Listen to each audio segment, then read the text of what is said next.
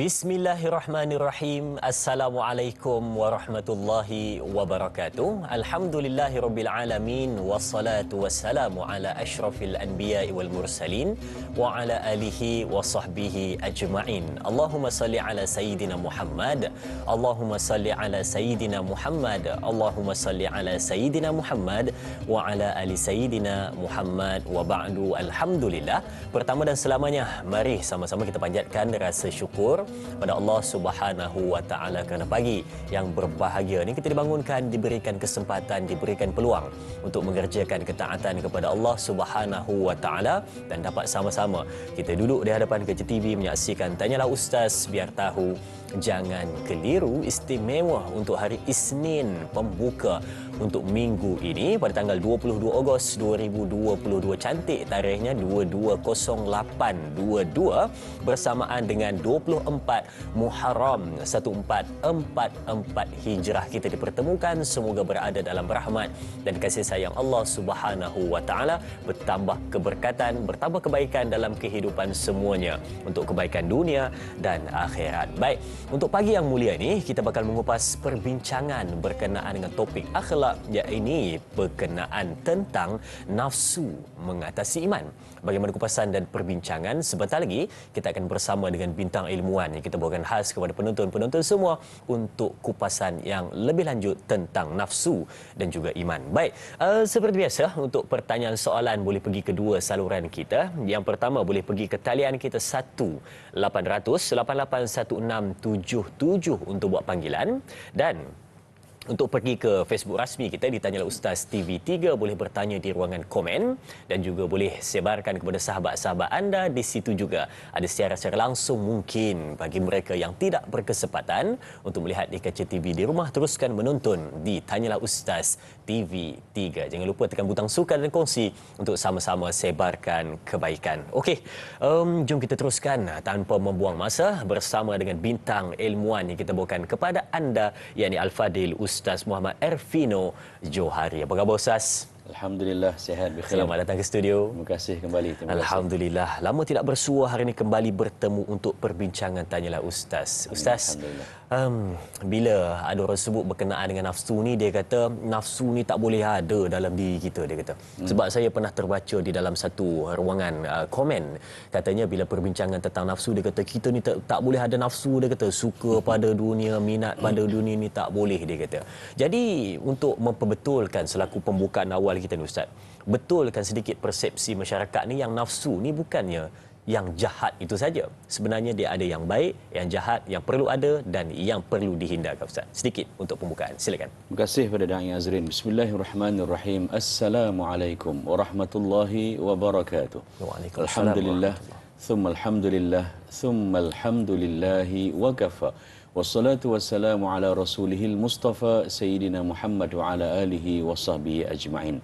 Syukur pada Allah Subhanahu wa taala atas pertemuan. Mudah-mudahan perkongsian ini bermanfaat, berimpak dan mengarahkan kita kepada kebaikan insya-Allah. Berdasarkan daripada apa yang dicetus dan digetuskan oleh Da'i Azrin sebentar tadi, benar, yang pertamanya adalah nafsu ini adalah merupakan ciptaan Allah. Dia adalah merupakan bahagian daripada makhluk-makhluk Allah Subhanahu wa taala. Dan dia mempunyai 4 pancang untuk menjadi pembuka kepada gelanggang diskusi kita. Pertama, nafsu ini dia mempunyai ciri keinginan dalam jiwa manusia. Apa saja yang manusia itu ingin dalam jiwa yang halus, malah sifatnya itu lembut. Dan bagaimana nanti produk serta outputnya, sama ada tindakannya itu jadi keras ataupun menyimpang macam yang Da'i Azrin sebut tadi, ataupun ia mengarah kepada kebaikan dan ketaatan, maka ia terpulang kepada diri pembawa jiwa itu sendiri. Kedua, nafsu ini membawa makna menyukai sesuatu perkara, dan bila disuka dia akan terkait dengan perkara yang dia suka. Suka ini, subhanallah, dia sangat memberikan impak dalam diri kita. Secara psikologi, apabila kita suka melakukan suatu perkara, kita akan terdorong malah tidak berkira untuk memastikan benda itu dilakukan sesempurnanya mengikut kepuasan hati kita. Tapi kalau kita tidak suka, maka orang hidang bagaimana sekalipun, orang beri apa sahaja, kita tidak akan terasa ataupun terpanggil untuk menyukai perkara tersebut. Yang ketiga, nafsu ini membawa erti kecenderungan terhadap sesuatu perkara hingga menjadikan ianya sebagai amalan dan kebiasaan. Cenderung ini ataupun muyul di dalam bahasa Arab membawa makna kadang-kadang sampai ke peringkat orang bila dah mempunyai pilihan ataupun kecenderungan, dia dah mengambil side ataupun take side, ini menunjukkan bahawa apa sahaja mungkin boleh dilanggarnya. Sama ada ia adalah merupakan dalil perintah Allah Subhanahu Wa Taala ataupun larangan yang jelas, ataupun kata-kata nasihat, tazkirah dan sebagainya. Bila seseorang itu telah cenderung kepada suatu perkara, kemungkinan perkara-perkara seperti peringatan ini juga akan disimpangkan ataupun ditolakkan ke tepi. Dan yang keempat, yang inilah yang mungkin kebiasaan orang biasa nampak, ianya adalah merupakan nafsu ini penyimpangan ke arah perkara-perkara yang tercela. Sememangnya ini yang dinyatakan oleh Al-Imam Ghazali rahimahullahu taala dalam kitabnya Ihya Ulumuddin, pendidik jiwa, bahawasanya bahagia seseorang itu apabila dia dapat menguasai nafsunya, dan yang kedua, sengsaralah seseorang itu apabila nafsu itu yang menguasainya. Apa yang dapat kita fahami? Yang pertama, nafsu itu ada, dia tidak boleh hilang pada diri seseorang manusia yang waras akal fikiran, malah beriman kepada Allah Subhanahu Wa Taala, kita kena yakini nafsu itu ada. Kedua, antara sebab kenapa hikmahnya diciptakan adalah untuk memberikan ruang kepada manusia agar kita dapat sentiasa mempraktik, memperkemas dan memahirkan diri kita dengan ilmu pengawalan dan pengendalian nafsu itu sendiri. Inilah yang menentukan tahap dan kedudukan kita di sisi Allah Subhanahu Wa Taala. Baik, itu untuk pembukaan awal, yang mana setiap manusia ada keinginan, kemahuannya kepada dunia. Nafsu itu bukannya 100% ianya adalah salah, tetapi ia ada tingkatan-tingkatan ataupun bahagian-bahagian seperti mana yang disebutkan oleh Al-Fadhil Ustaz sebentar tadi. Dan sebelum kita ambil soalan di Facebook, Ustaz, mungkin ni bak kata orang soalan yang simple, tapi sebenarnya mungkin ada orang yang dia kata, betul juga, dia kata, kan biasa mana disebut perkataan nafsu ini, dia ada hawa di depan.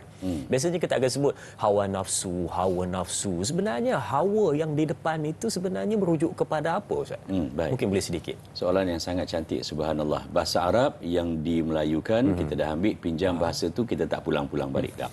Baik, untuk mengetahui apa dia hawa, kita kena tahu itu nafsu terlebih dahulu. Nafsu ini boleh diertikan sebagai diri. Badan kita ini, tubuh badan, darah kita, urat saraf, nyawa kita, kesemuanya ini malah niat yang ada, ianya juga boleh diistilahkan masuk dalam kerangka nafsu. Hawa ini merujuk kepada dua yang saya sebutkan tadi. Satu, kesukaan, dan kedua, kecenderungan. Dia umpama angin. Hawa ini umpama angin yang membawa dan menolak serta meniup kita ke satu arah.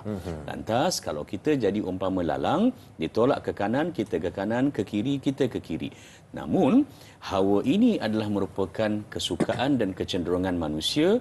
Kalau sekiranya tidak diikat, diletakkan sempadan dan pancang sekeliling, maka inilah yang sebenarnya boleh menjadikan manusia itu berada di tahap yang paling rendah sekali di sisi Allah Subhanahu Wa Taala. Jadi gabungan diri manusia tak boleh lari dah, dan yang keduanya adalah kecenderungan dan kesukaan yang dah ditanam dalam diri kita. Di situlah akrabnya hubungan antara nafsu dengan hawa, ataupun kita sebut hawa nafsu dalam bahasa kita. Dia pinjam macam istilah hasad dan dengki lah. Subhanallah. Oh, sangat benar. Daripada hasad naik ke dengki, daripada dengki akan naik ke dendam, daripada dendam naik kepada kesumat. Kesumat ini pun daripada bahasa Arab khusumah, artinya pengkhianatan, aplikasi kepada semua sifat yang dah disimpan dalam diri itu. Maknanya dia masih dalam keluarga yang sama, perkataan itu, cuma dia keluarga yang sama tetapi dia berbeza daripada sudut tingkatan dan juga makna yang mendalam daripada perkataan tersebut. Hawa nafsu. Baik, mari kita lihat soalan pertama di Facebook. Kalau biasa kita dengar turunnya ayat itu berkenaan dengan asbabun nuzul ataupun hadis itu asbabun wurud, berturut-turut mesti ada sebab-sebab kepada terjadi ataupun turunnya sesuatu kalam Allah Subhanahu wa taala ataupun hadis Nabi sallallahu alaihi wasallam itu.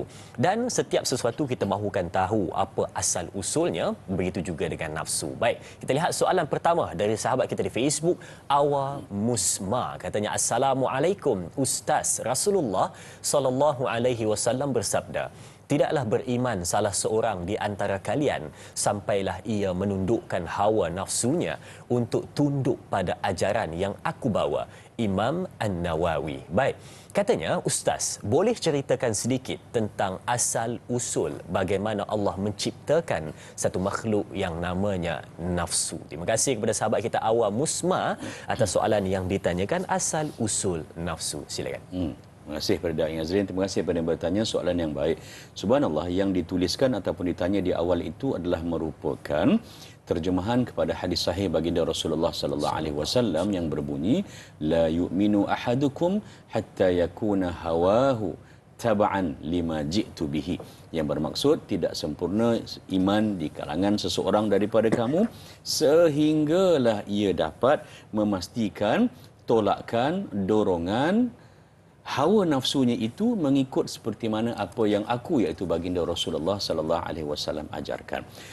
Berbicara tentang dorongan, tolakan dan juga kecenderungan untuk ikut cara Nabi ini, di sinilah kalau kita lihat apa yang disebut oleh Abu Laith Al-Samarqandi dalam kitabnya Tanbihul Ghafilin yang menyatakan tentang penciptaan, kisah tentang penciptaan akal dan juga nafsu.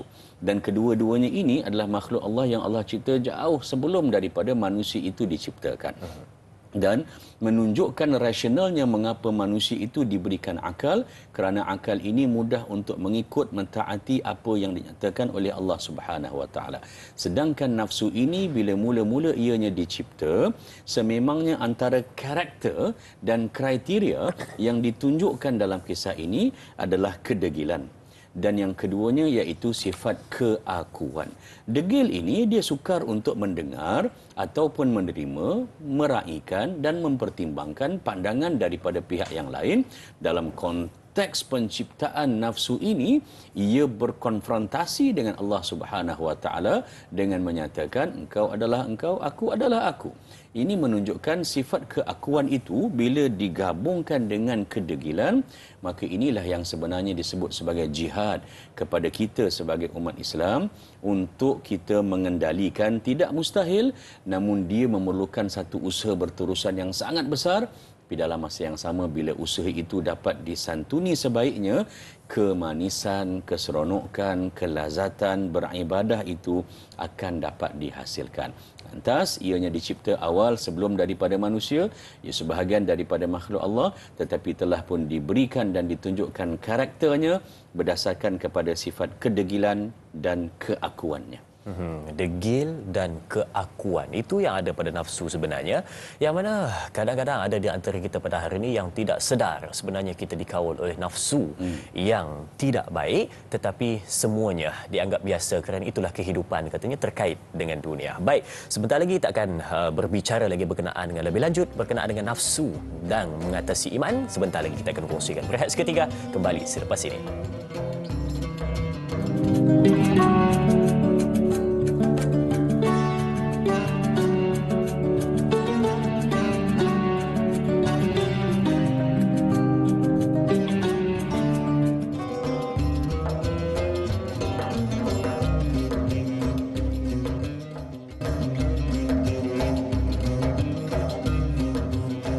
Kita bertemu kembali setelah kita berehat seketika untuk perbincangan akhlak nafsu mengatasi iman. Ini suatu kerisauan yang timbul di dalam hati kita apabila tajuk ini dikemukakan, ditimbulkan untuk dibicarakan supaya kita faham yang sebenarnya letakkan nafsu itu sesuai pada tempatnya. Tiada yang baik, ada yang tercela, ada amarah, ada yang diredai oleh Allah Subhanahu wa taala. Yang mana pada ketika ini ada di dalam tubuh badan kita.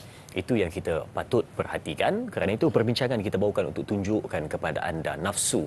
Nafsu ini ada banyak kategorinya. Baik, kita lihat, jom soalan dari Mak Etun di Facebook dari sahabat kita. Katanya, Assalamualaikum.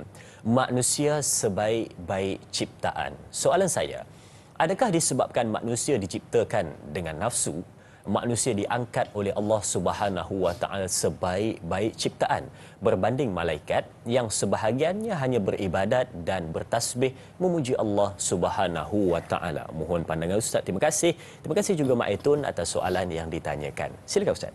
Terima kasih kepada Yang Azrin dan juga pada yang bertanya. Subhanallah. Yang pertamanya, kita perlu lihat dan akur bahawa penciptaan berbeza di antara malaikat dan juga dengan kita sebagai insan ataupun manusia. Kedua, fungsi daripada selepas penciptaan ianya juga berbeza. Lantaran itu, malaikat dengan segala kepujian dan juga ketinggian yang Allah Subhanahu wa taala berikan, ia dalam satu kategori, dan kita sebagai manusia diberikan dalam bentuk ahsanul khaliqin, sebaik-baik ciptaan, bagaimana Allah Subhanahu wa taala memperindah dan mempercantikkan kejadian kita sebagai manusia. Cantiknya itu kerana adanya, terbina, rencamnya segala unsur-unsur yang boleh membawa manusia itu ke arah kebaikan ataupun sebaliknya.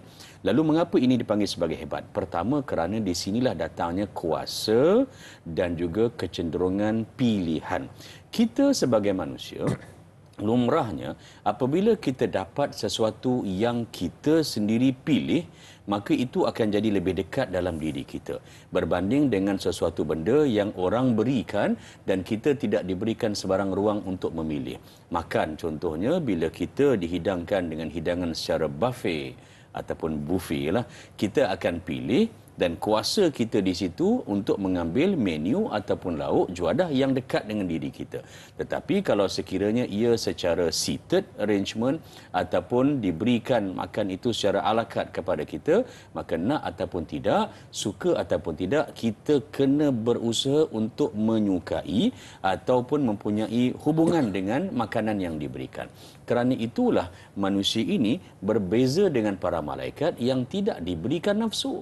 Malaikat ini dicipta oleh Allah Subhanahu wa taala bagi menunjukkan ta'zim, kehebatan, kebesaran dan keagungan Allah untuk melaksanakan suatu perkara dan juga untuk terus mentaati Allah Subhanahu wa taala sepanjang masa. Uniknya manusia ini, bila ianya rencam, dia ada pelbagai bentuk cabaran dan nafsu itu sentiasa berseimbang dengan akal untuk mencari perhatian diri kita, iaitu manusia. Di sinilah cantik dan indahnya kehidupan itu dan manusia itu sendiri. Lantaran itu, pernah orang-orang Quraisy Makkah berkata pada Nabi SAW sebagai satu cara untuk menolak dan menidakkan apa yang Nabi sampaikan. Mereka bertanya, kenapa dilantik Nabi daripada kalangan manusia? Tak boleh ke lantik daripada kalangan malaikat yang boleh terbang, yang boleh bertukar bentuk dan sebagainya dengan jisim dan jasad yang lebih besar daripada manusia? Kenapa manusia biasa saja yang berjalan di pasar, yang makan macam kita? Tak ada keistimewaan di situ pada fikir mereka. Namun Allah Subhanahu wa taala memberikan justifikasi bahawa yang lebih mengenali manusia adalah manusia itu sendiri, yang lebih relate ataupun dikaitkan dengan diri, psikologi, mental dan fizikal manusia adalah manusia itu sendiri. Lantaran itu, di sinilah menjadikan penciptaan manusia itu suatu penciptaan yang hebat, dan bila wujudnya akal dan nafsu, menjadikan tindakan-tindakan selepas itu adalah cabaran-cabaran yang positif kepada kita sebagai manusia untuk mendekatkan diri kepada Allah Subhanahu wa taala. Baik. Satu saya cuba selit untuk pertanyaan. Yang mana kita petik satu kata dari Cerdik Pandai. Dia menyebutkan apabila 4 perkara ada dalam kehidupan, maka kebinasaan itu akan sampai. Katanya keilmuan yang disembunyikan, yang kedua kejahatan yang diabaikan, yang ketiga kejahilan yang dibiarkan, dan yang keempat nafsu amarah yang diikutkan. Jadi mungkin kita boleh tengok yang nombor 4 itu. Katanya nafsu amarah yang diikutkan. Kenapa dia kaitkan? Bila mana kita ikut nafsu amarah ini, katanya, maka hidup itu akan binasa. Jadi mungkin Ustaz boleh kongsikan sedikit dahulu apa itu nafsu amarah dan juga apakah itu yang dikatakan diikuti lalu binasa akan sampai. Silakan. Terima kasih pada Datuk Azin. Subhanallah. Yang pertamanya, tahap ataupun tingkat nafsu ini dia ada berbagai. Setengah riwayat mengatakan ada 7. Dan yang paling bawah yang paling bermasalah, yang paling hujung, orang kata kelas Kemboja lah, bukan kelas bunga raya ni. Ini yang disebut kelainan tadi, iaitu nafsu ammarah. Apakah dia nafsu ammarah ini? Subhanallah, yang pertamanya kalau kita lihat, ammarah ini adalah merupakan nafsu yang sangat tercela kerana dia sentiasa mengajak kepada kemarahan, kebengisan, kejahatan dan keburukan dalam tindakan.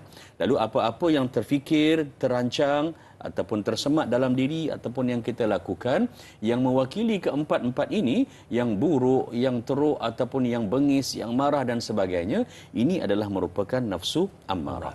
Antara tanda nafsu ammarah ini bagaimana? Subhanallah wal'iyadzubillah, kita minta berlindung dari Allah Subhanahu wa taala. Yang pertamanya adalah tanda nafsu amarah ini ada pada diri seseorang apabila orang itu dia buat kesilapan, dia buat salah, dia buat maksiat, dia berbangga dengan apa yang dia buat. Subhanallah, bila itu ada bermakna orang ini indikatornya menunjukkan dia berada di tahap di bawah. Sedangkan kita nak menuju pada 7 tingkat ini, perjalanan kehidupan kita, lantas kita masih di bawah apabila kita satu berasa berbangga dengan apa yang kita buat dari sudut keburukan. Yang kedua, tidak ada rasa bersalah dalam diri. Apabila itu digabungkan kedua-duanya, subhanallah, letaklah motivator terbaik di hadapannya pun ataupun penceramah yang paling hebat sekalipun, ia tidak akan mampu untuk menyentuh atau mendarat di hatinya kerana rasa ujub tadi itu. Rasa bangga dengan apa yang dia buat, walaupun yang dia buat itu adalah benda yang ternyata semua orang tahu, dia pun tahu itu adalah merupakan perbuatan yang buruk di sisi Allah. Sebab itu disebutkan maka binasa akan sampai apabila nafsu amarah itu diikuti oleh seorang hamba, maka kebinasaan akan tiba. Baik. Kita memetik kata-kata juga dari sahabat kita di Facebook. Katanya soalannya cukup cantik. Nori Abdullah, Assalamualaikum. Assalamualaikum. Sebutkan ya, nafsu tingkatan apakah yang diterima oleh Islam? Adakah nafsu mutmainnah diterima oleh Islam? Mengapa manusia tewas dengan pujukan nafsu? Ini satu soalan dari sahabat kita Nuri, katanya. Terima kasih. Yang mana dia sebutkan tentang tingkatan-tingkatan dan dia sebut terus berkenaan dengan nafsu mutmainnah. Adakah ini yang diterima, katanya? Sedikit komen dari Ustaz. Baik, terima kasih kepada da'i, soalan yang baik, subhanallah. Sebelum nak sampai kepada tahap ataupun level nafsu mutmainnah tadi, yang redha ataupun artinya yang tenang, jiwa yang aman, damai, tenang dan harmoni, maka dia akan melalui tingkatan-tingkatan mujahadahnya. Itu bermula daripada nafsu ammarah, naik kepada lawamah, kemudian mulhamah dan seterusnya. Subhanallah, daripada sudut ini sebenarnya Islam meraihkan setiap progres ke arah kebaikan. Kita tidak hanya memuji, memberikan penghargaan, dedikasikan apa juga bentuk apresiasi hanya apabila sesuatu produk kejayaan itu dilihat.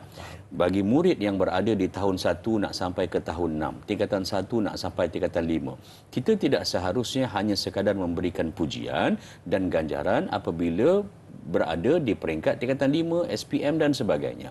Bagaimana ia melalui proses tingkatan 1, 2, 3, 4 dan 5, proses itu bila dia melakukan benda yang baik, maka ia perlu untuk diberikan pujian. Fitrah manusia, untuk kita kontra dengan nafsu ini, manusia amat-amat suka dipuji. Tak ada orang yang kata, saya tak sukalah dipuji. Dia mungkin boleh kata begitu, tetapi lumrah yang ada, tidak ada orang yang takkan terkesan secara positif kalau sekiranya ia dipuji, diberikan penghargaan oleh orang lain. Lantaran itu, untuk mencapai tahap nafsun mutmainnah ini, jiwa yang tenang, maka bantuan daripada orang lain juga diperlukan untuk dia memberikan pujian, penghargaan, dorongan dan semangat atas apa juga perkara-perkara baik yang dia lakukan. Saya berikan contoh begini. Bagi orang, mana-mana individu yang dilihat biasa melakukan perkara-perkara baik, maka ia perlu untuk diberikan pujian dan penghargaan. Tetapi bagi orang yang hidupnya itu bergelumang dengan pelbagai perkara-perkara buruk, yang orang tak berapa nak sangat tengok, ataupun melihat daripada hujung mata istilahnya. Tapi orang yang sebegini, sekali-sekala dia melakukan perkara yang baik, maka menjadi tanggungjawab kepada umat Islam untuk memberikan penghargaan dan juga untuk recognize apa yang dilakukan agar yang sedikit ini dapat bercambah jadi yang besar. Di sinilah nilai jiwa yang tenang tadi, daripada benda-benda yang kecil dibuat hingga akhirnya mencetuskan kepada kehebatan-kehebatan, tindakan-tindakan yang lebih besar. Dan orang yang dah biasa buat baik, tenangnya mereka ini adalah apabila mereka dapat istiqamah, iaitu konsisten dengan kebaikan yang mereka lakukan. Baik, konsisten dengan kebaikan yang dilakukan. Kalau tadi dia dari sahabat kita menyebutkan tentang nafsu mutmainnah, dan kalau kita lihat di dalam tingkatan yang 7 ini bermula dengan ammarah, lawamah, mulhamah, mutmainnah, radiyah, mardiyah dan juga kamilah. Jadi adakah mungkin manusia biasa kehidupannya ini bergelumang dengan dosa ataupun sehari-hari seperti mana biasa, adakah boleh sampai pada tingkatan yang 3 hujung itu Ustaz? Radiyah, mardiyah dan kamilah. Boleh atau tidak? Sedikit dari Ustaz. Subhanallah, kebanyakan para ulama di dalam penulisan mereka menyatakan yang 3 yang atas yang disebut radiyah, mardiyah dan kemudian kamilah itu ianya merujuk kepada kehebatan para anbiya, para nabi dan juga rasul. Ia adalah merupakan tingkatan yang Allah Subhanahu wa taala redha kepada mereka dan mereka redha kepada Allah sampai ke tahap itu. Kita ini sebagai orang awam, orang biasa, maka pada fikir saya kita perlu untuk kejar dan usahakan setidak-tidaknya untuk kita letakkan target sasaran asal kita ini. Yang pertamanya, untuk kita meraih sampai kepada peringkat nafsun mutmainnah. Dengan kita melayani dan juga mengisi diri kita dan memahami paling tidak cara yang paling asas adalah kita mesti berusaha untuk keluarkan diri kita daripada nafsu ammarah tadi. Bila masih lagi berada dalam nafsu ammarah, itu yang ditanya tadi itu, kenapa manusia mudah sangat tewas dengan pujukan nafsu? Sebab dia masih lagi berada di peringkat awal ataupun preliminary. Peringkat yang awal ini, selagi mana tak keluar daripada tahap 1 ini, selagi itulah dia tidak akan mampu untuk melihat banyak lagi potensi-potensi kebaikan yang dia boleh buat.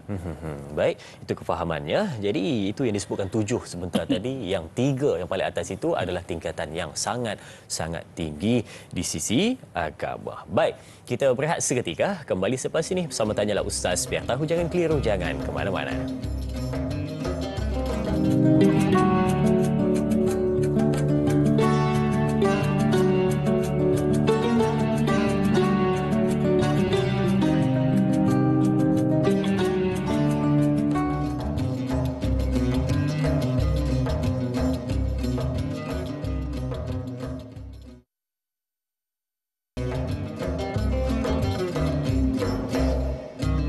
Duduk di meja perbincangan untuk kembali meraih soalan-soalan dari Facebook penonton-penonton setia.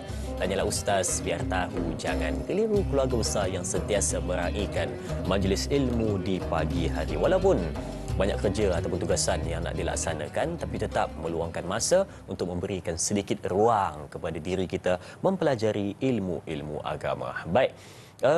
Seperti mana yang disebutkan sebentar tadi, nafsu mengatasi iman.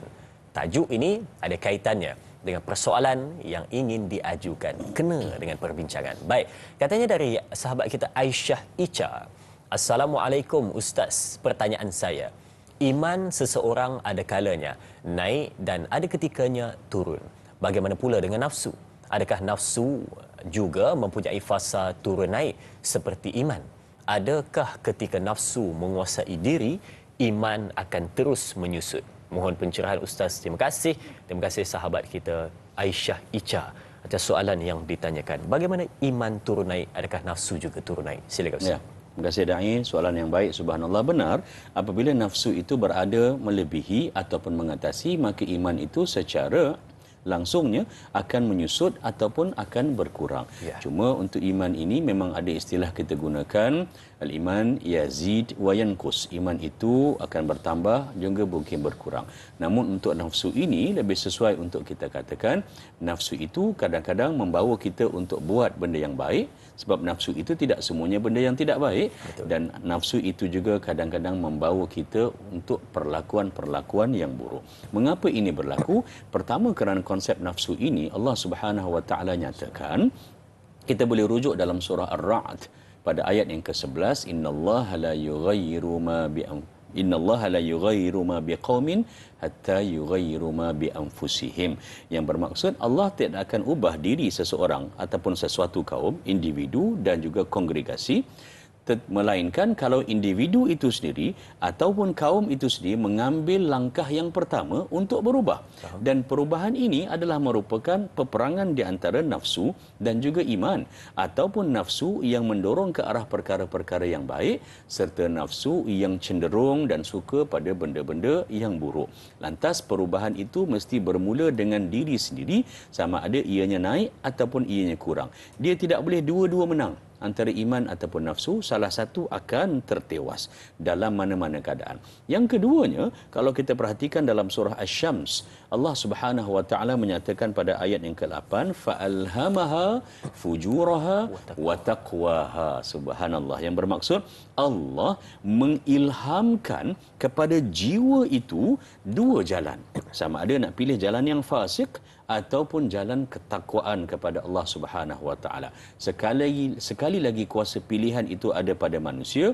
Manusialah dirinya, batang tubuhnya ini yang menentukan iaitu membenarkan nafsu menang ataupun dia membenarkan iman itu naik bertambah dan iman itu menang. Juga Allah Subhanahu Wa Taala menyatakan dalam surah An-Nazi'at. Kalau kita rujuk dalam ayat yang ke-40 dalam surah An-Nazi'at, a'udzubillahi minasyaitonirrajim, wa amma man khafa maqama rabbih wa nahan nafsa 'anil hawa, yang bermaksud dan adapun orang-orang yang takut kepada kebesaran Tuhannya serta orang-orang yang menahan dirinya daripada keinginan hawa nafsunya sendiri. Ini juga menunjukkan bahawa naik ataupun turun itu indikatornya adalah pensucian, pembersihan. Diri kita sendiri itu dididik untuk menentukan hala tuju. Allah dah bagi dua jalan. Kalau kita ketuk pintu kefasikan, maka yang ada di dalam belakang pintu itu adalah perkara-perkara yang boleh kita gambarkan. Tapi kalau kita cuba untuk mengetuk pintu ketakwaan, maka di situ jalan dipermudahkan. Bukankah Nabi pernah bersabda dalam sepotong hadisnya yang bermaksud, kalau kita dekat selangkah dengan Allah Subhanahu Wa Taala, maka Allah akan lebih lagi dekat meraihkan, menyantuni kebaikan-kebaikan dan usaha ketaatan yang kita usahakan. Baik, itu jawapannya daripada persoalan sahabat kita sebentar tadi tentang tingkatan ataupun turun naik nafsu itu bersamanya. Bila mana datang nafsu, maka iman akan menyusut. Bila mana iman lebih tinggi, maka nafsu akan beredar daripada situ. Baik, saya nak buat satu contoh untuk Ustaz dan penonton-penonton, sama-sama kita bayangkan. Contoh, ada satu orang manusia bila mana dia melakukan kejahatan. Maka setelah dia melakukan, maka ditegur. Maka dia pun sebut, dia kata, ini hasutan daripada syaitan ni, dia kata. Tapi kawannya yang menasihati pula, dia kata, tak, ini adalah nafsu kamu. Jadi, kita yang mendengar apa yang berlaku ni pun kita tertanya-tanya. Kita kata bila mana satu orang itu melakukan kemaksiatan, kejahatan, kemungkaran, kebinasaan, adakah yang menyebabkan kejahatan itu? Ada tiga. Adakah iblis, adakah nafsunya, ataupun diri orang itu sendiri? Mungkin ada cara untuk bezakan ketiga-tiga itu, Ustaz. Silakan. Subhanallah, soalan yang sangat baik. Yang pertamanya, untuk kita lihat nafsu ini cabarannya satu, syaitan satu lagi. Kedua-duanya memang ada dan dekat dengan kita, subhanallah. Betul. Tetapi bagaimana kita nak kenal karakter dan juga perangai antara bisikan nafsu dengan hasutan syaitan. Nafsu ini antara sifatnya, bila dia mengarahkan dan cuba untuk menjadikan kita suka, cenderung, ingin, mahu, seronok untuk melakukan satu perkara, selagi mana kita tak buat perkara tu, selagi itu nafsu akan masukkan idea dalam. Dia rasa gelisah. Dia akan masukkan hingga kita rasa gelisah, sampailah ke peringkat kita buat juga benda tu. Contoh, tak naklah pergi ke tempat tu. Tapi nafsu akan berikan, pergilah, ada orang masa lagi, pergilah, ni assignment dah siap, pergilah, masa masih ada, pergilah, lambat lagi exam dan sebagainya. Nafsu ini dia sifatnya itu menjurus dan berfokus. Subhanallah. Dia nak kita buat, kalau benda itu A, akhirnya dia akan usahakan sampai A juga kita buat. Bagaimana pula bisikan dan hasutan syaitan? Betul. Syaitan ini dengan sifatnya talbis iblis ini, dia arahkan kita dan dia dorong kita untuk buat satu kejahatan. Akhirnya alhamdulillah kita dijaga oleh Allah Subhanahu Wa Taala, kekuatan diri kita juga kita dorongkan. Kita tak buat, apa syaitan buat? Dia akan bawa kepada dalam bentuk ataupun dimensi yang lain juga. Buat juga kejahatan tapi dalam kategori yang lain. Kalau kamu tak boleh buat yang ni, tak apalah. Yang ni okeylah. Ini sikit je. Tak ramai orang buat dan sebagainya kan. Dengan pelbagai contoh yang ada. Yang itu adalah hasutan syaitan. Jadi, kita boleh bezakan antara dua. Sama ada ianya daripada hasutan syaitan ataupun yang keduanya memang nafsu yang memang dah ada dalam diri kita sendiri.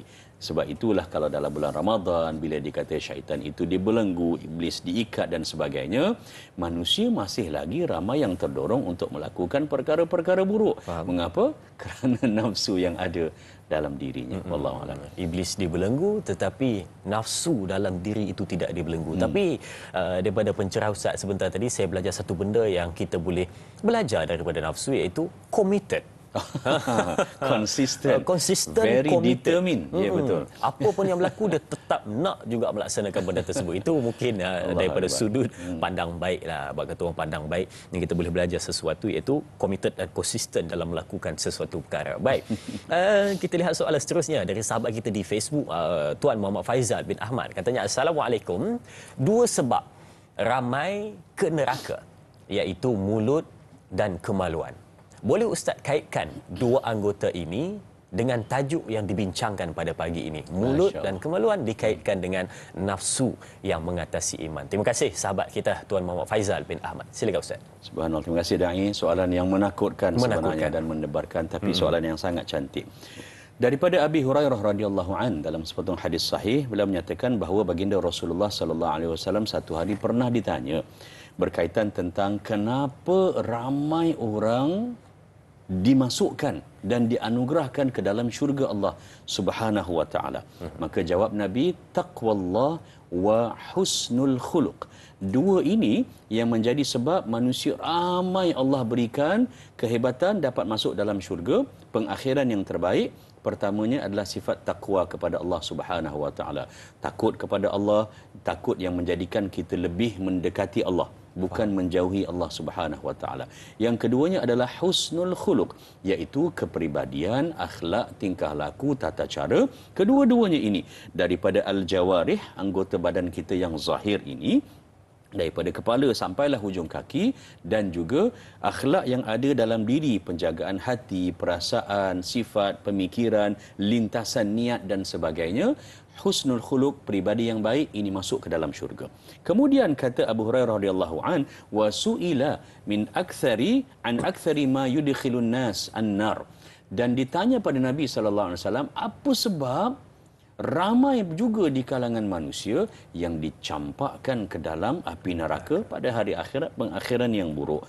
Faqala, Nabi sallallahu alaihi wasallam bersabda, ada dua seperti mana yang ditanya tadi, al-famu, mulut, dan keduanya al-farju, iaitu kemaluan.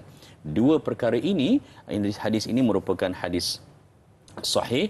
Ia adalah merupakan sebab yang paling besar yang menjadikan ruang nafsu itu dilestarikan ataupun ditunjukkan, dan akhirnya dia tidak membawa sebarang kebaikan melainkan kemusnahan yang kekal abadi di hari akhirat. Kerana itulah kalau kita perhatikan juga dalam sirah baginda sallallahu alaihi wasallam, ummahatul mukminin, isteri-isteri baginda Rasulullah sallallahu alaihi wasallam diberikan peringatan dan juga landasan oleh Allah Subhanahu wa taala.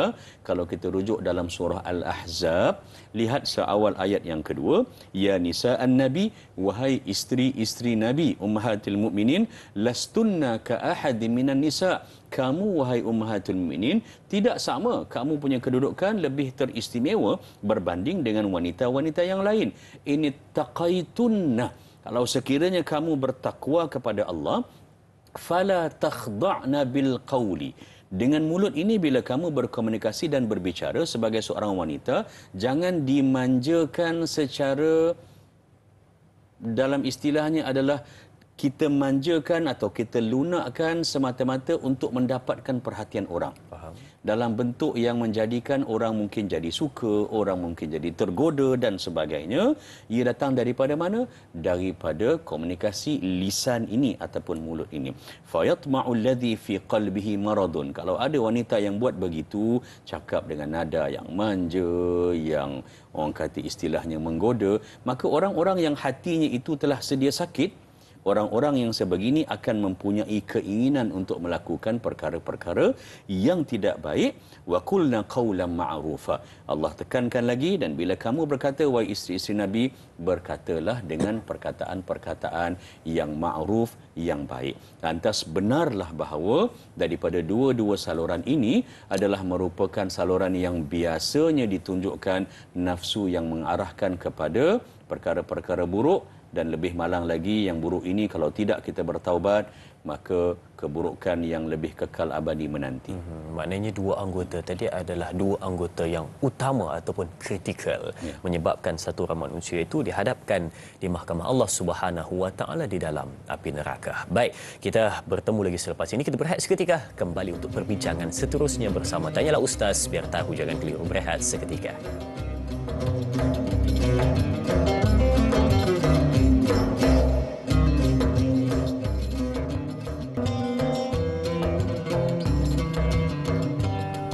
Bila disebut sahaja tentang nafsu, maka pandangan manusia dan juga fikiran manusia akan terarah pada satu perkara saja, iaitu jahat, jahat dan jahat. Sebenarnya dia terlupa. Seperti mana yang saya sebutkan sebentar tadi, ada 7 sebenarnya tingkatannya. Bermula dengan nafsu ammarah, ini yang patut kita hindarkan. Yang kedua adalah lawamah. Yang ketiga mulhamah. Yang keempat mutmainnah. Yang kelima, radiyah. Yang keenam, mardiyah. Dan yang ketujuh, kamilah. Adalah nafsu yang sempurna. Ini adalah 7 tingkatan, dan nak ubah persepsi kita pada hari ini dan pandangan kita daripada menyebutkan nafsu saja ia adalah perkara yang jahat. Tetapi nak menjawab persoalan ini, nak memberikan pencerahan kepada penonton-penonton, elok terus kita kaitkan dengan soalan dari sahabat kita di Facebook, katanya dari Laila Dilarosa. Kita lihat soalannya. Assalamualaikum Ustaz. Adakah nafsu ini hanya terkait dengan perkara yang jahat sahaja? Apakah pula nafsu utama paling bahaya sehingga boleh meruntuhkan keimanan seseorang? Jadi, itu persoalan dari Laila Dilarosa. Mungkin Ustaz boleh berikan sedikit pencerahan kepada penonton-penonton semuanya untuk faham yang nafsu bukan sekadar jahat. Silakan Ustaz. Terima kasih Da'i, terima kasih kepada yang bertanya. Subhanallah, soalan yang baik. Nafsu ini dia boleh membawa kepada kedua-duanya, iaitu sama ada kepada kebaikan ataupun kepada keburukan. Namun dalam banyak situasi, dengan kelemahan manusia, kejahilan dan kekurangan ilmunya, ketidaktentuan yang ada dalam niat, azam dan juga tekad dalam dirinya, kebiasaannya nafsu ini banyak merujuk kepada perbuatan-perbuatan yang buruk. Maksudnya apa? Dia masih lagi tidak boleh melepasi tahap nafsu yang nombor 1, yang paling rendah nak pergi ke atas ini, iaitu nafsu ammarah. Kenapa ia mengarah kepada kejahatan? Kerana apabila nafsu ammarah ini, Allah Subhanahu Wa Taala nyatakan dalam surah Yusuf, boleh rujuk pada ayat yang ke-53, a'udzubillahi minasyaitonirrajim, innan nafsa la'ammarati bisu illa ma rahima rabbi. Yang bermaksud sesungguhnya nafsu ammarah ini sentiasa mengajak ke arah kejahatan. Jadi kalau diri kita duduk sebelum kita tidur, semula pada waktu malam, dah melalui hari kita dengan kerja, study, jalan, assignment dan sebagainya, cabaran positif dan cabaran terbesar kita setiap hari dicadangkan sebelum kita tidur tu, ini hanya kita dengan diri kita sahaja, tak perlu kita cerita pada orang lain.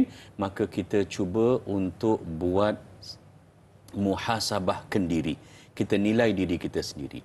Cabaran terbesar kita adalah untuk memastikan dalam setiap hari perkara-perkara kebaikan yang kita buat lebih berat daripada perkara-perkara keburukan.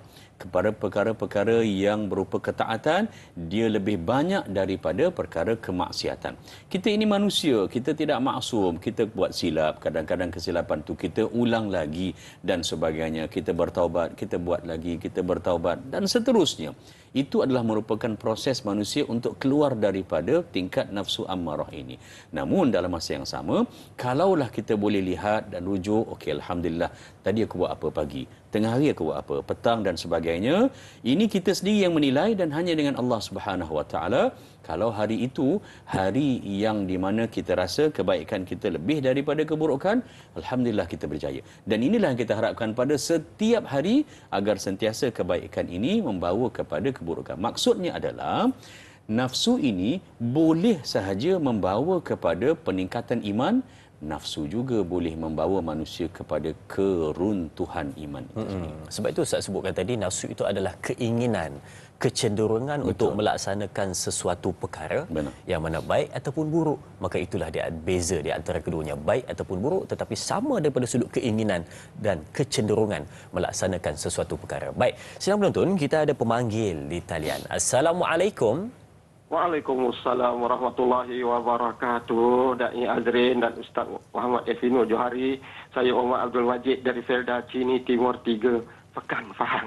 Assalamualaikum Ustaz dan Da'i. Waalaikumsalam warahmatullahi ya Tuan Omar. Ya, soalan saya, saya warah saya belajar saya. Alhamdulillah, satu nafas tu. Silakan soalan Tuan. Okey, terima kasih. Jadi soalan saya begini, Ustaz. Biasanya lah kita ada mempunyai apa yang disebut sebagai emosi ataupun perasaan ini. Perasaan dan juga pemikiran intelektual ni. Biasanya emosi ini kalau dikatakan sebagai pertandingan, mestilah emosi ni kebanyakannya memang menanglah Ustaz.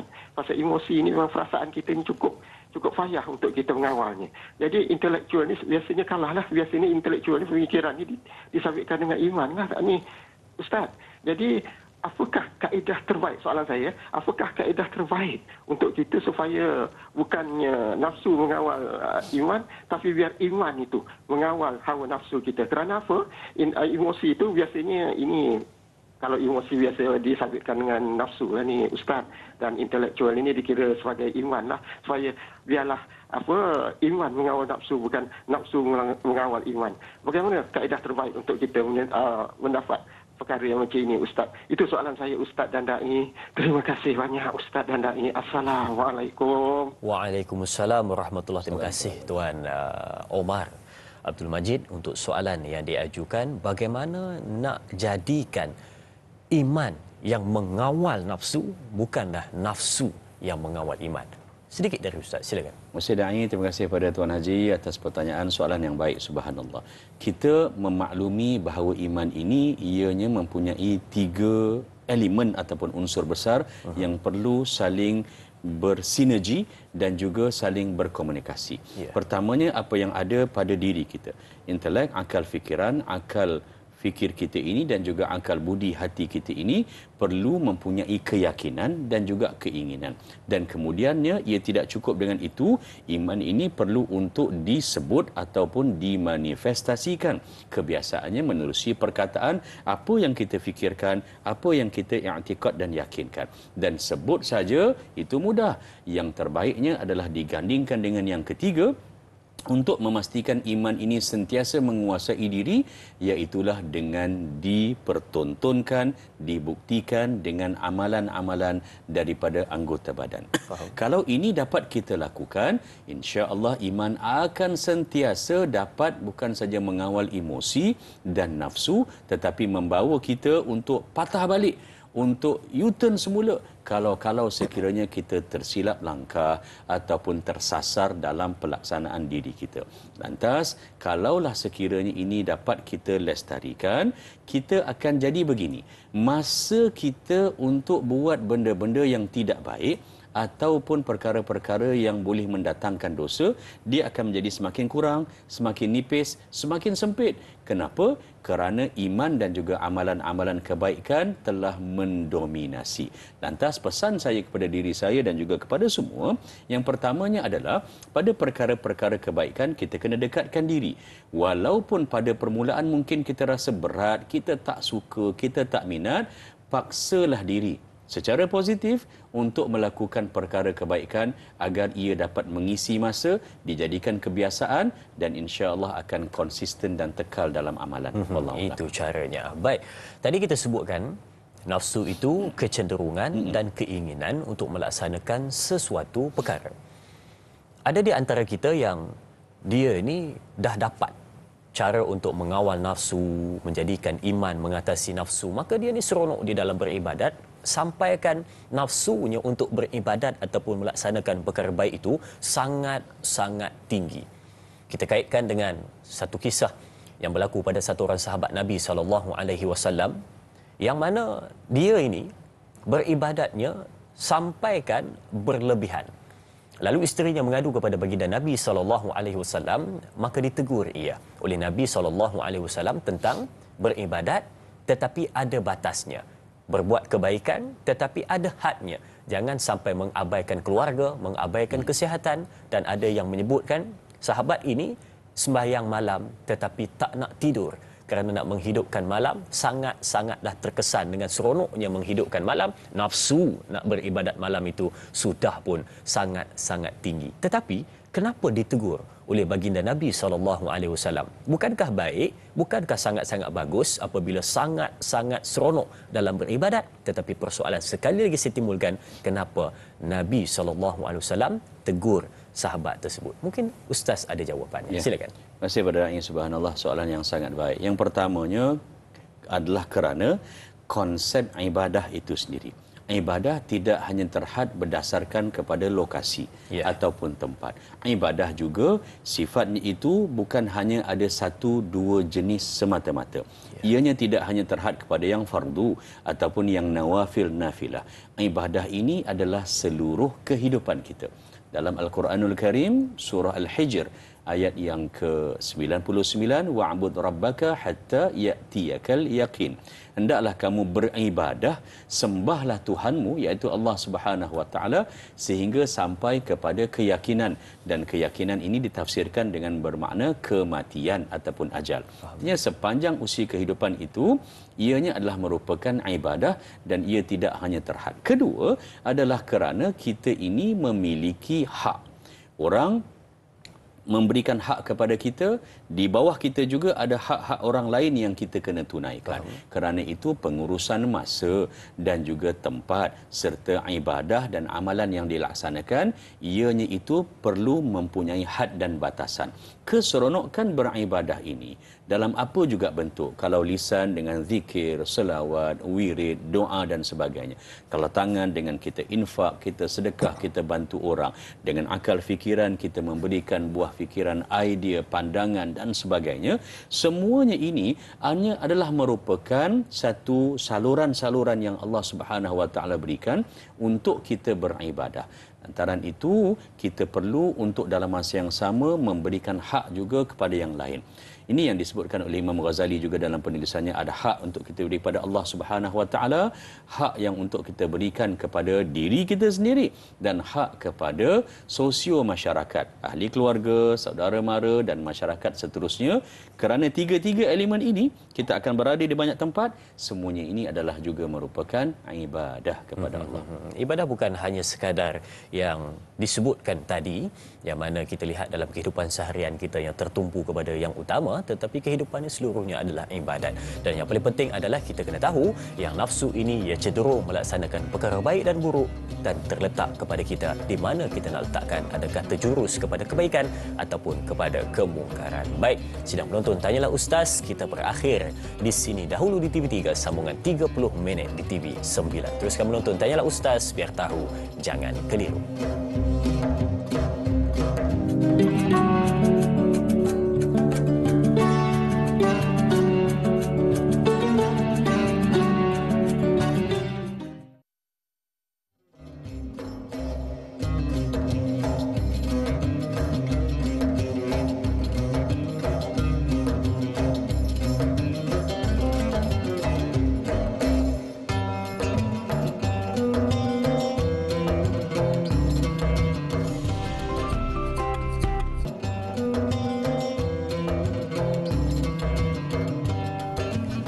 Baik, Alhamdulillah kita bertemu kembali untuk perbincangan nafsu mengatasi iman. Subhanallah, banyak sebenarnya kita dapat sebentar tadi, dan pastikan penonton-penonton di rumah mencatat segala apa yang telah diberikan oleh Al-Fadhil Ustaz Ervino sebentar tadi, mudah-mudahan bermanfaat. Baik, dan jangan lupa saya sebarkan kepada sahabat-sahabat anda untuk sama-sama kita mensemarakkan ilmu pengetahuan untuk semua. Baik, saya bila mana sebut berkenaan dengan perbincangan nafsu ini, kita hari ini banyak benda baru yang kita dengar dan kita belajar. Mungkin ada di antara kita yang memang sudah pun perasan ataupun tahu nama-nama nafsu yang saya sebutkan sebentar tadi ada 7. Tetapi baru kita tahu, oh, ammarah ini macam ini. Oh, mutmainnah ini rupanya. Dan kalau kamilah ataupun radiyah dan mardiyah, oh, untuk golongan macam ini sebenarnya. Jadi banyak yang kita sudah tahu. Tapi sebentar lagi kita akan kongsikan lagi berkenaan dengan nama-nama ataupun perincian dan lebih terperinci berkenaan dengan nama-nama nafsu tersebut. Tapi sebelum tu, kita nak ambil dahulu soalan dari sahabat kita iaitu Intan Zurina Abdul Razak. Kita lihat soalannya. Katanya, Assalamualaikum. Mengapakah dikatakan jihad yang terbesar dalam diri seorang Muslim adalah jihad memerangi nafsu dalam dirinya? Dan soalan kedua, mengapakah apabila manusia itu ditarik nikmat kesihatan, Allah juga akan menarik beberapa nafsu dalam dirinya seperti nafsu makan, minum ataupun lain-lain. Terima kasih kepada sahabat kita Intan Zurina Abdul Razak atas soalan yang diajukan. Cantik soalannya, saya serah kepada Ustaz. Silakan. Terima kasih Dai, soalan yang baik. Subhanallah, terima kasih kepada yang bertanya. Jihad artinya usaha yang bersungguh-sungguh di dalam melaksanakan suatu perkara ataupun mengatasi suatu perkara dan melorongkannya ke arah kebaikan. Baik, kenapa ia dipanggil sebagai jihad yang paling besar adalah jihad melawan nafsu yang ada dalam diri sendiri? Kerana semuanya itu sebenarnya berbalik kepada diri kita sendiri. Allah Subhanahu Wa Taala memberikan kepada kita ilham dan dalam masa yang sama memberikan kepada kita pilihan untuk memilih, dan kuasa memilih itu adalah pada diri kita sendiri. Sebab itulah dalam mana-mana motivasi untuk acara-acara kesukanan, pertandingan, perlawanan dan sebagainya, maka biasa akan disebut oleh jurulatih ataupun coach ini adalah yang dia kena atasi adalah dirinya sendiri. Betul. Bukan Musuhnya itu. Yang dia nak lawan itu adalah ketakutan yang ada dalam dirinya, ataupun yang yakin adalah keberanian yang ada dalam dirinya sendiri. Dan antara itu dalam sepotong hadis sahih daripada Abi Dzar radhiyallahu an menyatakan bahawa baginda Rasulullah sallallahu alaihi wasallam bersabda, afdalul jihad, sebaik-baik dan seutama-utama jihad ini, an yujahidar rajulu nafsahu wa hawahu, apabila seorang lelaki memulakan langkah dan meneruskan usaha untuk berjihad menentang, melawan, malah mengendalikan hawa nafsunya itu sendiri dan dirinya itu sendiri. Ini adalah merupakan usaha yang terbesar, sebab dalam bab ni akhirnya kita keseorangan. Orang lain boleh menasihati, boleh untuk melakukan, boleh untuk melorongkan, berikan bahan bantu dan sebagainya. Yang membuat keputusannya adalah diri kita sendiri. Yang membuat keputusan adalah diri kita sendiri. Ya. Baik, kita ada pemanggil di talian. Assalamualaikum. Waalaikumsalam. Kak Yat sini, Nohayati Ismail dari Lawang. Oh, Kak Iyat. Silakan soalan Kak Iyat. Terima kasih, Dai. Assalamualaikum, Ustaz. Waalaikumsalam warahmatullahi wabarakatuh. Soalan Kak Yat, Ustaz. Kita ni bila dah nak kerja, bila dah kerja, dapat kerja yang baik, kahwin. Dah kahwin, nak beli rumah, nak harta, macam-macam lah, Ustaz. Jadi Kak Yat nak tahu, macam mana kita nak tahu itu kehendak nafsu kita atau atas kehendak Allah, Ustaz? Sebab kadang kita dalam manusia ni, kita kadang berkeluh kesah, mengeluh. Jadi Kak Yat nak tahu itulah. Lepas tu kadang kita dengar ceramah tu, kita seimbangkan dunia dan akhirat. Jadi memang Kak Yat nak tahu, sedangkan kita diminta jangan pegang dunia tu, Ustaz. Lalu bagaimana kita nak lepaskan cinta dunia tu, Ustaz? Berdasarkan nafsu dan berdasarkan iman dan bukan nafsu, Ustaz. Saya pun ada soalan ni. Ya. Apa khabar Ya, semua orang Ustaz. pada atas Cik Puteri? Alhamdulillah, baru 2 malam lepas kita ada 3 ustaz berprogram kat sini. Masya-Allah. Ustaz Tasik Puteri, Alhamdulillah. Dekat surah As-Sabirin memang meriah, Ustaz. Alhamdulillah. Okey, Kak. Baik. Baik, Kak Iyat, itu soalannya Kak Iyat. Okey, baik. Assalamualaikum. Terima kasih, Ustaz. Waalaikumsalam warahmatullahi wabarakatuh. Terima kasih atas soalannya Kak Iyat. Ini kali pertama ya sepanjang saya melihat tanya Ustaz tanya soalan pada penonton. Tanya khabar. Oh, Tasik Puteri Ustaz. Tasik Oh, Puteri, duduk ya. situ ataupun asal situ? Dulu saya Dulu ada asal rumah situ. di situ. Okey, baik. Saya dapat 2 soalan dari Kak Iyat sebentar tadi. Dia kata, yang pertama macam mana kita nak bezakan di antara keinginan nafsu kita, dan yang kedua adalah itu adalah ketentuan ataupun keinginan dari Allah Subhanahu Wa Taala. Dan yang kedua katanya macam mana kita nak pisahkan di antara sangat-sangat bernafsu ataupun teringin kepada dunia itu. Silakan Ustaz. Allah Subhanahu Wa Taala menyatakan dalam Al-Quran, wa hadainahun najdain. Allah memberikan kepada kita hidayah, lorongan ataupun pandangan untuk kita melakukan perkara-perkara yang baik ataupun pilihan untuk melakukan keburukan. Dalam kehidupan kita di dunia ini, jalan itu ditentukan oleh kita. Benar, Allah Subhanahu Wa Taala mengetahui apa yang kita lakukan, hatta apa yang sedang terlintas dalam fikiran kita sekarang. Faham. Tetapi adab kita dengan Allah Subhanahu Wa Taala pada perkara-perkara yang bersifat keburukan, kita melebihkan dunia, kita tidak melihat akhirat itu, malah dunia ini keseronokan kita, seimbangnya itu kata ayat tadi itu kurang, tidak seperti mana, tak tekal dan sebagainya. Bagaimana untuk kita melihat dan juga mencuraikan isu ini dalam kehidupan kita? Pada fikir saya yang pertamanya adalah baginda Rasulullah sallallahu alaihi wasallam telah pun menyatakan dan memberi pesan kepada kita bahawa akhirat itu perlu diutamakan, tetapi jangan lupakan pula nasib kita, bahagian kita dalam dunia. Al-Quran juga menyatakan begitu, wala tansa nasibaka minad dunya. Jangan lupakan nasib bahagian kamu, usahakanlah urusan-urusan keduniaan. Mengapa? Dunia ini mesti disantuni. Kerana dia adalah jambatan. Kalau kita tak naik dan lalu jambatan, bagaimana untuk kita sampai ke seberang, iaitu ke akhirat? Perumpamaannya lah yang sebegitu. Untuk urusan keseimbangan pula bagaimana? Subhanallah, yang terbaiknya adalah untuk kita melatih diri kita, pertamanya untuk mempunyai ilmu yang cukup ataupun ilmu yang sentiasa meningkat, bertambah dan bercambah. Tanpa ilmu, dia tidak akan mencetuskan kepada amalan, apatah lagi amalan yang mengikut dan berdasarkan kepada sunnah ataupun perintah Allah Subhanahu Wa Taala. Yang keduanya adalah untuk kita jadikan keseimbangan dalam kehidupan nak dunia akhirat, keseimbangan diri kita dan perasaan kita juga. Antara cara yang paling ampuh adalah untuk kita kurangkan masa bersendirian. Faham. Sendiri ini bila kita di rumah, bila kita buat qiyamul lail dan sebagainya, jadikan diri kita ini mudah untuk mendekati dan didekati pada orang-orang yang baik dan pada perkara-perkara kebaikan. Dalam masa yang sama juga, kita cuba untuk mengusahakan perkara-perkara yang baik itu dapat sahaja ilmu dan maklumat dikongsikan, jangan bertangguh. Kerana dunia ini tidak menanti kita, kita pun tidak tahu berapa lama masa kita ini di dunia. Lantaran itu, dapat saja perkara yang baik, sifat kita tidak bertangguh. Kerana bila bertangguh, nafsu tadi ataupun emosi ke arah keburukan itu akan sentiasa mengatasi. Dan ini adalah merupakan perkara yang mungkin senang untuk disebut. Buatnya itu bukanlah susah, tapi tidak sesenang yang disangka. Dan dia balik semulalah kepada jihad tadi, iaitu kena ada usaha yang bersungguh-sungguh. Kita sendiri nak, bantuan daripada komuniti masyarakat juga mesti ada. Tak boleh kita jadi baik hanya dengan duduk di rumah, kena pergi ke surau, kena pergi ke masjid, kena ikut program dan sebagainya. Baik. Saya suka ayat Ustaz tadi.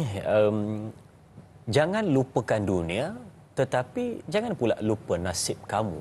Jangan lupakan akhirat, tapi jangan pula abaikan nasib kamu di dunia. Baik, itu untuk jawapan persoalan sahabat kita sebentar tadi. Saya nak kaitkan juga dengan saya semalam ataupun hari malam tadi, kalau saya tak silap, saya ada lihat komen-komen di Facebook berkenaan dengan topik perbincangan kita. Melihat juga soalan-soalan yang diajukan oleh sahabat-sahabat kita. Jadi saya ada terlihat satu soalan berkenaan dengan, dia sebut lebih kurang macam ini, Ustaz. Dia kata, cuba Ustaz huraikan ataupun berikan secara ringkas yang kita sebutkan dengan nafsu ammarah, lawamah, mulhamah dan juga mutmainnah. Kalau tadi kita dah sebut berkenaan dengan amarah itu kita sudah tahu apa maknanya nafsu ammarah. Mutmainnah pun kita dah tahu. Tapi yang di tengah-tengah ini, mulhamah dan juga lawamah. Apakah dua nafsu ini? Dan kalau seorang itu, dia daripada nafsu ammarah nak berubah jadi baik, di mana titik perubahannya? Silakan Ustaz. Subhanallah. Baik, terima kasih kepada Da'i, soalan yang baik, subhanallah. Yang pertamanya tadi amarah, kita dah cerita panjang lebar, nafsu yang penuh dengan kemarahan, mengajak kepada kejahatan, malah berbangga dengan apa yang dia buat, hingga menjadikan dia tutup diri dia daripada pandangan dan juga nasihat daripada orang lain. Kita perlu beralih untuk pergi kepada tingkat yang kedua, naik satu lagi, tahap yang kedua dipanggil sebagai nafs al-lawwamah. Allah Subhanahu wa taala berfirman, rujuk dalam surah Al-Qiyamah pada ayat yang kedua, wala uqsimu bin nafsil lawwamah, yang bermaksud dan aku bersumpah dengan nafsu lawwamah, bahawa sesungguhnya kamu wahai manusia akan dibangkitkan selepas daripada kamu mati. Nafsu lawwamah ini sebenarnya yang perlu untuk disuburkan, dicernakan bila nampak. Mengapa? Di sinilah yang kita katakan sebagai satu putik ataupun bunga ke arah kesedaran. Dia dah ada dah rasa untuk buat baik, cuma dia masih lagi macam lalang. Orang tarik sikit, petik sikit, dia akan balik semula untuk buat benda yang tidak baik. Tetapi dia dah beralih daripada amarah, dia dah tahu dah benda ni baik, dia dah suka, dia pun kadang-kadang akan rasa resah kalau tak dapat buat benda baik, tetapi dia masih lagi tak kuat untuk mempertahankan. Yang ketiganya pula dipanggil sebagai nafsu mulhamah. Mulhamah ini artinya Allah Subhanahu wa taala dah memberikan kepadanya satu kerangka. Allah dah bagikan kepadanya satu statement ataupun pernyataan. Di sinilah datangnya perkataan mulhamah, iaitu daripada perkataan ilham, iaitu Allah Subhanahu wa taala memberikan kepadanya rasa untuk dia bermujahadah melakukan perkara-perkara yang baik. Peringkat ni, mulhamah ini juga mesti disuburkan, dipuji, dicerna, didorong dan dimotivasi, kerana orang yang berada di peringkat nafsul mulhamah, dia dah mula bermujahadah untuk buat baik ikut kemampuan dia lah. Kedua, dia juga sudah mula ada rasa takut kepada kemurkaan Allah. Kalau buat ni konsekuensinya. Kalau buat ini kesan dia. Bila berhadapan dengan maksiat pula, yang mulhamah ni dia masih lagi terkenang-kenang, masih suka, masih rindu pada perbuatan-perbuatan yang tidak baik yang dia dah buat. Walaupun begitu, dia dah makin banyak untuk imbangkan sifat mazmumah dengan sifat mahmudah. Dan yang keempat yang kita bicarakan tadi, iaitu nafsu mutmainnah sampai kepada peringkat redha. Saya ambil yang kelima, iaitu nafsun radiyah. Subhanallah, kita kena tahu maksud radiyah ini adalah sampai ke peringkat Allah redha kepada dia dan dia redha kepada Allah. Artinya benda-benda yang buruk dia dapat ujian pun, dia subhanallah sampai ke peringkat merasakan tak ada apa-apa, tak ada sebarang kesal, kerana dia tahu semua ini datang dan akan kembali dari Allah Subhanahu wa taala. Mardiyah pula adalah nafsu di mana ianya itu diredai, apa-apa yang mereka buat, semuanya itu di bawah keredaan Allah Subhanahu wa taala. Sangat-sangat tinggi, hingga akhirnya yang terakhir yang dipanggil sebagai nafsun kamilah, yang saya nyatakan di awal tadi, ianya adalah merupakan ciri keistimewaan yang Allah berikan kepada para nabi dan juga para rasul, nafsu yang paling sempurna di sisi Allah Subhanahu wa taala. Dia amat dikasihi oleh Allah. Manusia biasa dia tak boleh sampailah ke makam ini. Ianya adalah milik para nabi dan juga para rasul. Wallahu a'lam. Wallahu a'lam. Ustaz, saya ada satu soalan sikitlah. Sila.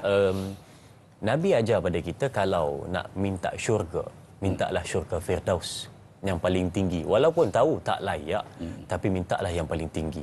Kalau nak berdoa untuk nafsu, adakah boleh didoa, ya Allah berikanlah aku nafsu kamilah? Boleh ke Ustaz? Ya. Pertamanya, tentang nafsun kamilah ini, kalau ikut secara hukum adatnya, dia tidak mampu untuk dicapai oleh manusia awam. Lantas jalan yang terbaiknya adalah untuk kita dalam doa itu, subhanallah, Nabi ajar kita cara yang pertama adalah bukan untuk minta benda yang memang kita nak tadi. Faham. Tahap-tahap nafsu tadi tu, iaitu lawamah, mulhamah, mutmainnah dan ke atas. Tetapi kita mulakan dengan minta agar dilindungi ataupun diberikan oleh Allah Subhanahu wa taala kekuatan untuk tidak buat benda yang tak baik. Dalam sepotong hadis sahih, antara doa baginda sallallahu alaihi wasallam yang Nabi amalkan adalah Nabi berbicara dalam doanya, a'udzubika min syarri nafsi wa a'udzubika min syarri syaitani wa syirkihi. Maksudnya adalah, aku berlindung daripadamu ya Allah daripada keburukan nafsuku sendiri, dan aku berlindung daripadamu ya Allah daripada keburukan yang datang daripada syaitan dan sekutu-sekutu syaitan. Siapa dia sekutu-sekutu syaitan ni? Setan. Ataupun dalam bentuk yang lainlah. Kenapa Nabi SAW dalam doa ini Nabi gabungkan dua-dua? Minta perlindungan daripada nafsu diri sendiri, sedangkan Nabi itu maksum. Menunjukkan doa ini sebenarnya untuk diajarkan kepada kita. Dan yang keduanya daripada keburukan syaitan. Sebab kalau kita dah kenal keburukan diri kita sendiri, aku ni kalau aku pergi ke tempat tu, memang aku hancur. Kalau aku berkawan dengan dia, memang akhirnya aku akan buat juga. Kalau aku lama buat benda ni, dia akan jadi macam ni juga. Kita yang mengenali diri kita sendiri. Kelebihan kita, kekurangan kita. Lantas itu sebenarnya menjadi satu kekuatan. Dalam masa yang sama kita kenal syaitan dan juga kenal dia punya sekutu-sekutunya, maka ini menjadikan diri kita memahami ke mana kita nak pergi. Tidak salah untuk meletakkan dalam doa, nak ya Allah kurniakanlah aku nafsu mutmainnah dan sebagainya. Pada fikir saya ialah satu merupakan motivasi, tapi jangan sekadar doa, dia perlu memahami ciri-ciri setiap lapisan ataupun tingkat nafsu tersebut. Betul, jangan sekadar meminta tetapi cuba berusaha untuk merealisasikannya. Benar. Setuju. Baik. Sekali lagi jom kita berjeda untuk kembali selepas ini bersama Tanyalah Ustaz biar tahu. Jangan keliru, jangan ke mana-mana.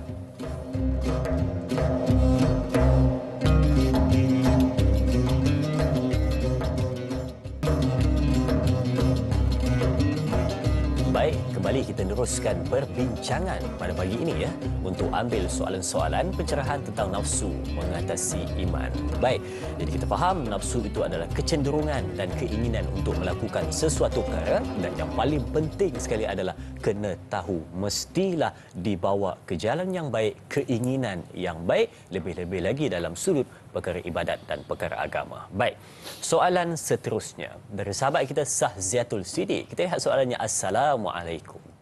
Bagaimana untuk mengatasi nafsu lebih-lebih lagi melibatkan dari sudut perbelanjaan? Ini kerana era ini zaman teknologi, segala urus niaga semuanya atas talian, menyebabkan nafsu untuk membeli barang kehendak lebih utama dari barang keperluan.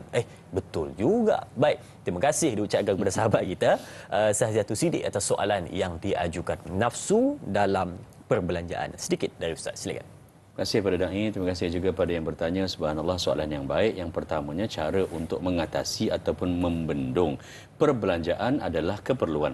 Cuma daripada sudut ini kita perlu untuk meletakkan keutamaan berdasarkan kepada keperluan diri kita dan ahli rumah kita. Sama ada ianya merupakan pembelian dan perbelanjaan yang bersifat daruriyat, artinya kalau tak ada benda ini hidup tidak boleh diteruskan. Ibadah tak akan dapat dilaksanakan dengan baik dan juga kehidupan itu menjadi serabut. Maka ia mesti dibeli walau atas apa kadar sekalipun.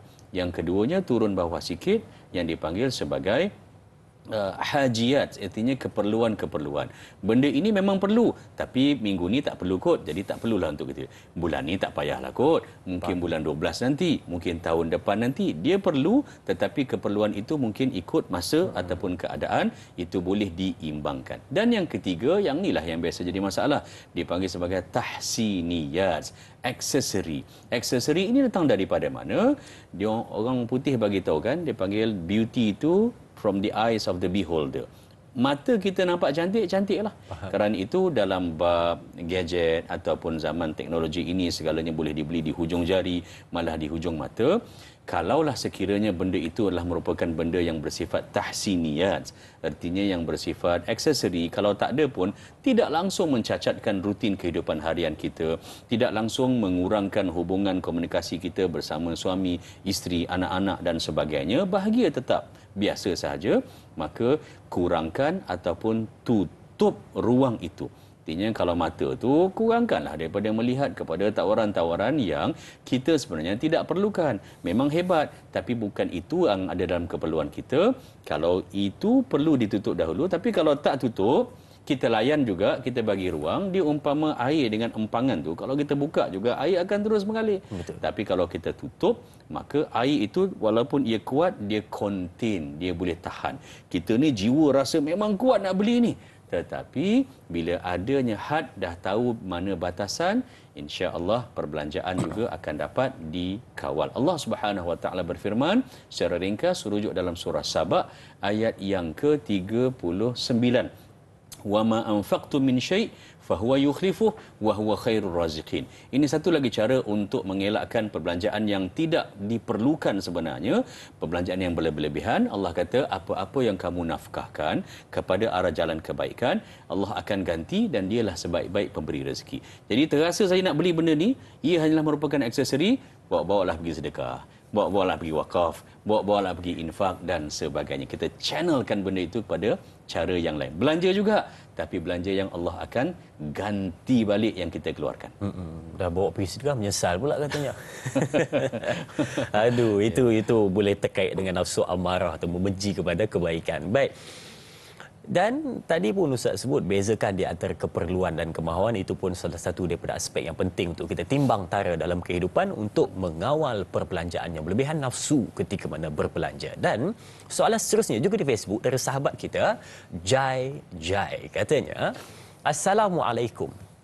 Adakah Allah Subhanahu Wa Taala menjadikan tahap nafsu manusia sama antara satu sama lain? Dan kalau sama, kenapa ada yang tak kisah pun tak kahwin sampai ketua? Dan ada pula yang kena kahwin, tak boleh hidup secara bersendirian.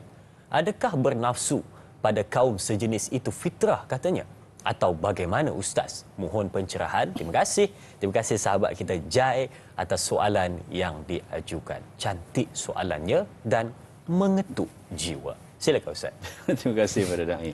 Terima kasih juga pada yang bertanya. Yang pertamanya, berkahwin ini kita kena ingat dia adalah fitrah semua manusia. Faham. Lelaki dan juga wanita. Jadi sama ada orang itu lambat memilih jodohnya ataupun sengaja tidak mahu kahwin awal, benda itu memang dah ada dalam diri. Ianya adalah merupakan fitrah. Masalah kisah tak kisah ni kadang-kadang bukan kerana nafsunya itu ataupun tahapnya itu menjadikan dia kisah ataupun tidak kerana dia tak berkahwin, tetapi kerana ada sebab-sebab dan faktor yang lain. Kecewa dengan percintaan yang lalu, yang terputus di tengah jalan, yang terjatuh di selekuh dan sebagainya. Belum boleh move on. Belum boleh move on, ataupun isu ekonomi, kemampuan diri, faktor tanggungjawab kepada adik-beradik keluarga terlalu banyak. Lantas baginda Rasulullah sallallahu alaihi wasallam dalam urusan nafsu manusia yang melibatkan perkahwinan ini, Nabi pesan begini saja kepada kaum orang-orang muda, ya ma'syarasy syabab, wahai pemuda, maksudnya pemudi sekali, man istata'a minkumul ba'ah, sesiapa di kalangan kamu yang telah pun mempunyai kecukupan dan kecakupan. Kecukupan dan kecakupan ini tak semestinya semua orang sama. Kena ada kaya, kena ada 2 kereta dulu, kena ada 3 rumah dulu baru boleh kahwin. Tidak. Mampu dan cukup berdasarkan kemampuan, falyatazawwaj, maka hendaklah kamu berkahwin. Mengapa? Fa innahu aghaddu lil basar wa ahsanu lil farj. Kerana berkahwin ini, dia akan memelihara penglihatan dan juga akan memelihara kemaluan. Lantas, saya mencadangkan agar dalam bab nafsu manusia ini untuk berhubungan antara satu sama lain, perkahwinan adalah cara yang terbaik. Soalan yang kedua itu, genrenya lari daripada perenggan yang pertama. Namun, bernafsu pada kaum sejenis, subhanallah, ia bukan fitrah. Kerana fitrah itu Allah Subhanahu Wa Taala jadikan berpasang, dan maksud pasangan itu dalam surah Ali Imran, dalam surah An-Nisa ada dinyatakan ianya merujuk kepada lelaki, pasangannya itu wanita. Wanita, pasangannya itu lelaki. Yang ada kalau sekiranya nafsu ini yang songsang kepada kaum sejenis, subhanallah, saya cadangkan cepat-cepat untuk kita kembali kepada Allah, bertaubat kepada Allah, usahakan diri berada dalam persekitaran yang membantu dan menyubur semula agar kita kembali kepada fitrah, kerana ini tandanya kita dah jauh dah menyimpang sebenarnya daripada landasan yang Allah tetapkan. Wallahu a'lam. Wallahu a'lam. Menjauh, menyimpang daripada landasan yang Allah telah pun tetapkan. Jadi, sidang penonton, untuk kesimpulan ataupun titik utama perbincangan kita adalah, ingat pesan Nabi SAW, tidak sempurna iman salah seorang di antara kamu selagi mana nafsunya tidak menuruti apa yang dibawa oleh agama. Ingat, jangan sampai nafsu mengatasi iman. Pastikan iman itu yang kawal memagari nafsu itu. Mudah-mudahan ia menjadi nafsu yang diredai oleh Allah Subhanahu wa taala. Jadi Ustaz, mungkin boleh minta Ustaz untuk sedikit tutup dengan doa ringkas, silakan. Baik. A'udzu billahi samil alim minasyaitonir rajim. Bismillahirrahmanirrahim. Alhamdulillahirabbil alamin wassalatu wassalamu ala asyrafil anbiya'i wal mursalin sayyidina Muhammad wa ala alihi wa sahbihi ajma'in. Allahumma inna na'udzubika min syarri anfusina. Ya Allah, ya Rahman, ya Rahim, kami mohon perlindungan daripada-Mu ya Allah daripada kejahatan nafsu diri kami sendiri. Wa na'udzubika min syarri syaitani wa syirkihi, dan kami mohon perlindungan daripada-Mu ya Allah daripada kejahatan-kejahatan dorongan kemaksiatan oleh syaitan dan sekutu-sekutunya. Rabbana ighfir lana dhunubana wa li ikhwanina alladhina sabaquna bil iman wa la taj'al fi qulubina ghillan lil ladzina amanu rabbana innaka raufur rahim. Rabbana hab lana min azwajina wa dhurriyyatina qurrata a'yun waj'alna lil muttaqina imama. Rabbana atina fid dunya hasanah wa fil akhirati hasanatan wa qina adzaban nar wa qina adzaban nar wa qina adzaban nar. Wa sallallahu ala sayyidina Muhammad wa ala alihi wa sahbihi wa sallim walhamdulillahi rabbil alamin. Taqabbalallahu minna minkum.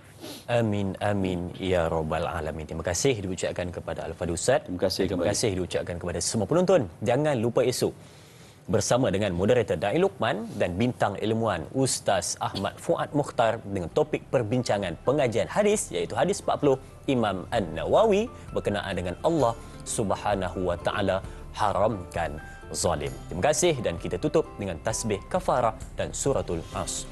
Subhanakallahumma wa bihamdika asyhadu an la ilaha illa anta wa astaghfiruka wa atubu ilaik. Bismillahirrahmanirrahim. Wal asri innal insana lafi khusri illa alladhina amanu wa amilus solihat wa tawasaw bil haqq wa tawasaw bis sabr. Sekian, jumpa lagi. Assalamualaikum warahmatullahi wabarakatuh.